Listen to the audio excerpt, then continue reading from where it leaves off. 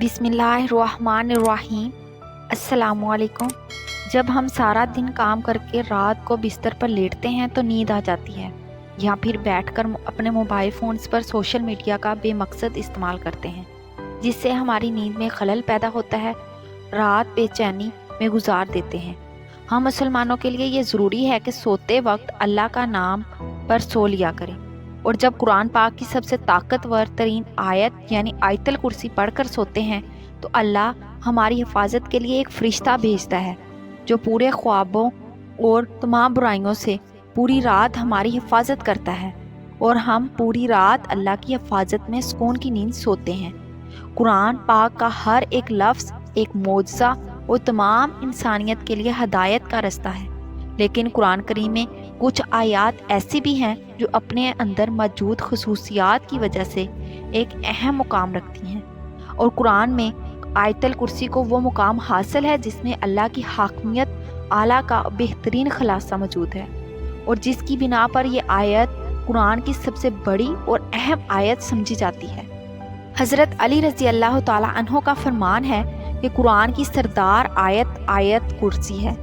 जब हम इस आयत में मौजूद मकसद को तलाश करते हैं तो हमें मालूम होता है कि अल्लाह ने हम पर कितनी नेमतें नाज़िल की हैं, तो हमें अल्लाह के सामने सर सजूद होकर उसका शुक्र अदा करना चाहिए। लेकिन बाज़ दफ़ा हम अपनी मसरूफ़ ज़िंदगियों में इतना खो जाते हैं कि हम अपने इर्द गिर्द के नेमतों को नज़रअंदाज कर देते हैं, लेकिन कहीं ना कहीं हमें हमारे नाशुक्रे दिल के अंदर ये खालीपन महसूस होने लगता है कि हम जो कुछ भी कर रहे हैं ये अल्लाह के हुक्म और फजल के बगैर मुमकिन नहीं, तो हम इसका शुक्र क्यों अदा नहीं करते। अगर कहीं ये तमाम नेमतें अल्लाह हमसे वापस ले लें तो हमारा क्या हाल होगा। ये सवाल जो किसी के जहन में आता है तो वो अल्लाह के उन तमाम नेमतों का शुक्रगुजार बन जाता है। जब हम आयत कुर्सी पढ़ते हैं तो हम अल्लाह की अज़मत को तस्लीम करते हैं, और जब हम आखिर में ये पढ़ते हैं वही है सबसे बुलंद अज़मत वाला, तो हम उसके अजीम ताकत का शुक्र अदा करते हैं। और जब हम हर नमाज के आखिर में आयतल कुर्सी पढ़ते हैं तो अल्लाह हमारे दिलों को नेमतों और शुक्र से भर देता है।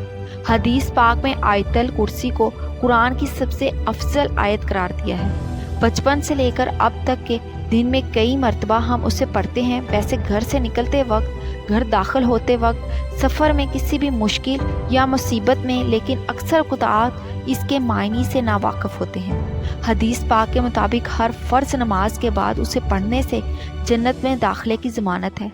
जो शख्स उसे सुबह पढ़े शाम तक अल्लाह की हिफाजत में रहता है, और जो शाम को पढ़े सुबह तक अल्लाह की हिफाजत में रहता है।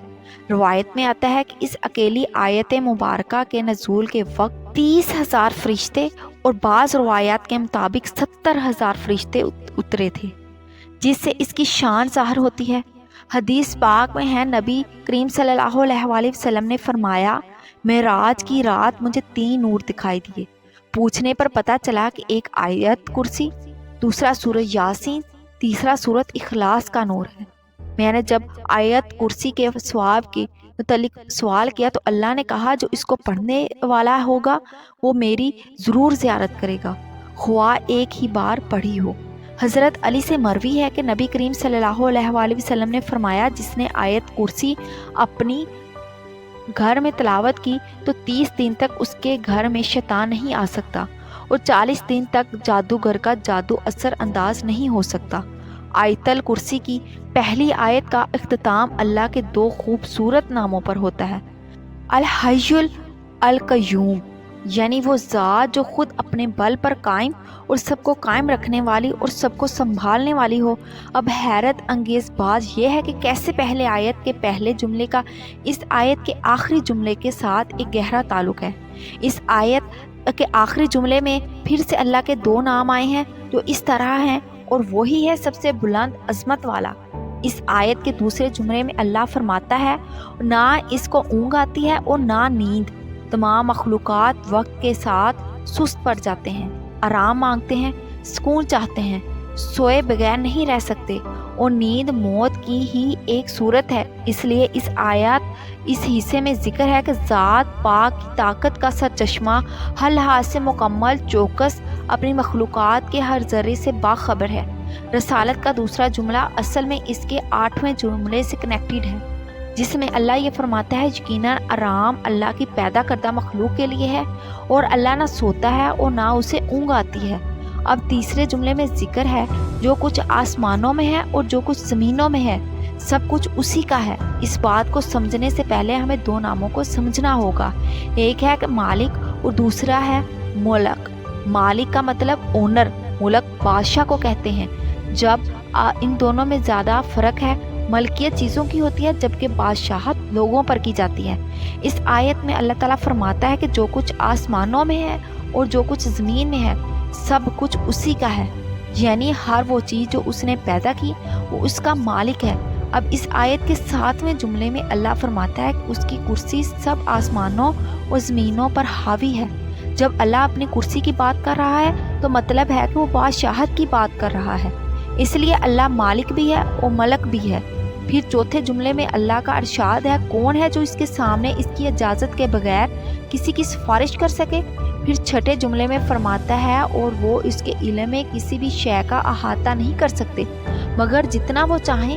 اور چوتھا اور چھٹا جملہ ایک دوسرے کے ساتھ منسلک ہے، یعنی پہلا جملہ اور جملہ نمبر 9، دوسرا اور 8واں جملہ، تیسرا اور 7واں جملہ، چوتھا اور چھٹا جملہ ایک دوسرے سے منسلک ہیں۔ تو باقی کون سا جملہ رہ جاتا ہے؟ تو وہ ہے جملہ نمبر 5۔ اس میں اللہ فرماتا ہے اللہ جانتا ہے جو اس سے پہلے ہو چکا ہے، جو اس کے بعد ہونے والا ہے۔ یہ جملہ ان کے درمیان میں موجود ہے۔ آج جو کچھ بھی اللہ نے بیان فرمایا اس کے بارے میں اس 5ویں جملے میں فرمایا کہ وہ سب کچھ جانتا ہے، اس سے کچھ بھی چھپا نہیں۔ اب اللہ کے سوا ایسا کون کہہ سکتا ہے؟ بے شک اللہ تعالیٰ اللہ کے الفاظ ہیں جس کی ایک ایک آیت ہمارے لیے ہدایت کا راستہ ہے۔ محترم ناظرین، اگر آپ کو ہماری یہ ویڈیو پسند آئی ہو تو ویڈیو کو لائک اور شیئر کر دیں۔ چینل پر نیو ہیں تو چینل کو ضرور سبسکرائب کر دیں۔ جزاک اللہ۔